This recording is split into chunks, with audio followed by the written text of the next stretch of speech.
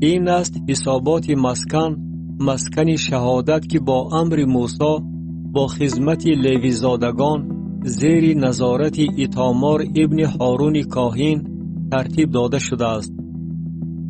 و بصلئیل ابن اوری ابن هور از سبط یهودا هر آنچه را که خدا به موسی امر فرموده بود ساخت و با او آهالیاب ابن اهیساماک از سبط دان بود که وی حکاک و زرباف و گلدوز بر لاجورد و ارغوان و قرمز و کتان نازک دوتابه بود. تمام طلایی که در تمام کار قدس به کار برده شد، یعنی طلای انعام 29 کیکر و 730 سیق موافق سیقل مقدس بود. و نقره سرشماری جماعت 100 کیکر و 1775 سیقل موافق سیقل مقدس بود.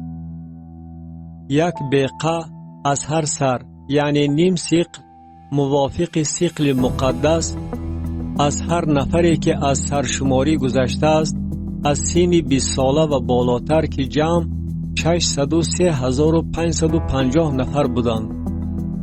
و 100 کیکر نقره برای ریختن پایه های قدس و پایه های پرده صرف شد. 100 پایه از 100 کیکر، 1 کیکر برای یک پایه. و از 1775 سیقل علمک ها برای ستون ها ساخت و سرهای آنها را پوشانید و بندها برای آنها ساخت. و میس انعام 70 کیکر و 2400 سیقل بود. و از آن پایه های درآمدگاه خیمه جامع و قربانگاه میسین و پنجره میسین آن و تمام کالای قربانگاه را ساخت.